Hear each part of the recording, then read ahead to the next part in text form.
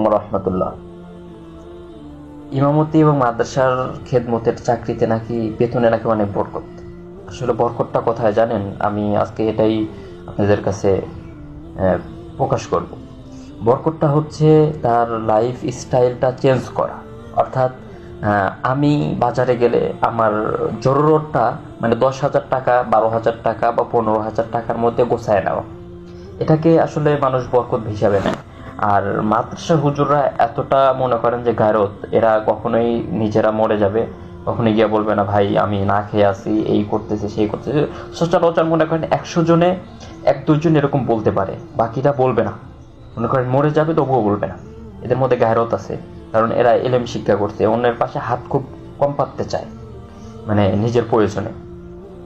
কিন্তু তাদের কর্ম চেঞ্জ করবে না ভাই। মানে মনে করেন যে মাদ্রাসা মসজিদের কর্ম চেঞ্জ করবে না।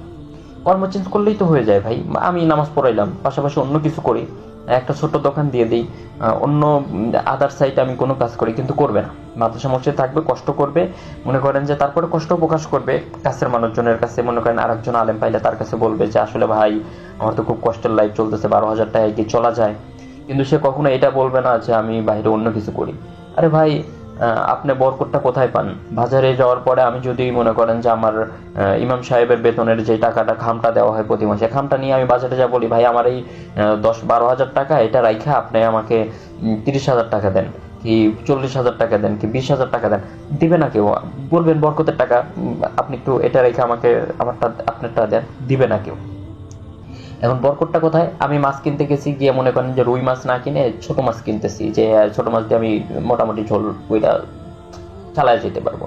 আমি গিয়ে বাজারে আপনি লাক্সারি, যেমন আপনি বড় শপে যাবেন, আপনাকে কাপড়ের একটা হচ্ছে বই ধরায় দিবে, পৃষ্ঠা পড়াইবেন যে এটা চয়েস হবে, এরপরে হচ্ছে আপনাকে কাপড়ের কোয়ালিটি দেখাবে, বিশ্বের নামি দামি কাপড় দেখাবে। কিন্তু হুজুর তো এটা করবে না। হুজুর যাবে গুলিস্তান, মানে ঢাকা শহরে যাবে গুলিস্তান, যাবে যা দাম দর কইনা মনে করেন 150 থেকে 200 টাকা থেকে 300 টাকার মধ্যে একটা কাপড় কিনে নিয়ে আসবে। এরপরে জুব্বা বানাইতে যাবে, একটা জুব্বা বা পাঞ্জাবি বানাইতে গেলে দেখা যায় 12 থেকে 1300 টাকা মজুরি। সেখানে বাড়াবে না, তারা কি করবে এর থেকে ছোট স্বল্প মূল্যে বা 500-600 টাকা কোথায় বানানো যায় এটা দেখবে। লাইফ স্টাইল চেঞ্জ ভাই, এটাকে বরকত যারা বলেন এটা আসলে বোকার স্বর্গে বাস করেন। হ্যাঁ, হুজুরদের মধ্যে মনে করেন শুকরিয়া আছে, তারা আল্লাহ শুকরিয়া আদায় করে। এই বিষয়ে মানে আমি একদম চুল পরিমাণও কেউ বলতে পারবে না হুজুরা শুকরিয়া আদায় করে না। ওরা প্রচুর পরিমাণ আল্লাহ তাআলা শুকরিয়া আদায় করে। আর আল্লাহ তাআলা শুকরিয়া আদায় করে বিধায় 10-15 হাজার টাকায় তারা মনে করেন যে তাদের লাইফ স্টাইল চালায় যাচ্ছে। কিন্তু আসলে তো ভাই আপনার মেয়েকে যে স্কুলে দিচ্ছেন তাদেরও তো মন চায় যে একটু ভালো স্কুলে পড়াই, কিন্তু পড়াইতে পারে না, বেতন বেশি। মনে হয় একটা স্কুলে যদি ভালো পড়ান, যে ভর্তি ফি মনে করেন 20,000, 30,000, 40,000, আপনি দিবেন কেমনে? মানে আপনি ইংলিশ মিডিয়ামে আপনার ছেলে মেয়েকে পড়াইতে পারবেন না, কি করবেন? লাস্ট আপনিও আপনার ছেলেকে একই রাস্তায়, হুজুর দেখা যায় যে একটা থাকে, পোষ্য কটা থাকে মাদ্রাসাতে, যে নিজের ছেলেকে পড়াইলে দেখা যায় অনেকটা ফ্রি টিরি দেয়, কিছুটা কোনো মাদ্রাসা দেয়, আবার কোনো মাদ্রাসা দেয় না।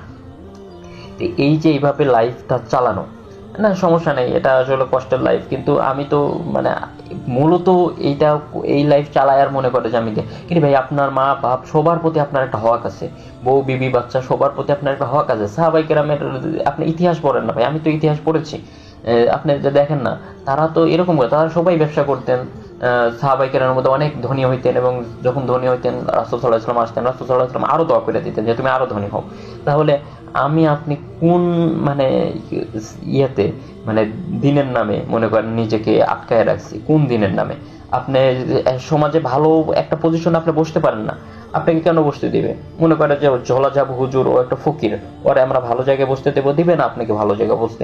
যখন আপনি ভালো জায়গায় বসতে পারতেছেন না, সমাজের কোনো কাজেও আসতেছেন না, সমাজের কোন কাজেটা আসে? তাই আমি সমাজে দেখি বিচার আচারে সব থেকে মানে বড় বড় সিদ্ধান্তে আপনাকে কোনো সময় ডাকি না, অথচ আপনি মৌলানা মুফতি মুহাদ্দিস, আপনি অনেক বড় অনেক কিছু, অথচ সমাজের কোনো কাজে আপনাকে ডাকেন।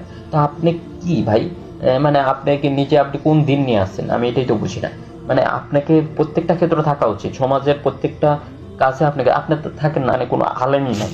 মানে এই যে এক ধরনের তামাশা হয়, এই তামাশা থেকে বের হয়ে আসে, হয় সমাজকে প্রত্যেকটা জায়গায়, শুধু মাদ্রাসাতে বিচার করলে হবে না, মাদ্রাসার বাইরেও বিচার করার মনে করেন যে সেই ক্ষেত্র তৈরি করতে হবে। সেই ক্ষেত্র তৈরি করতে হলে আপনাকে আমাকে স্টাবলিশ হতে হবে, অর্থাৎ সর্বদিকে। শুধু জ্ঞান না, প্রত্যেকটা আলেমের প্রচুর জ্ঞান রে ভাই, জ্ঞান আছে, কিন্তু এই জ্ঞানটা অ্যাপ্লাই করা শুধু মাদ্রাসার বাইরে আর কোনো জায়গা নেই।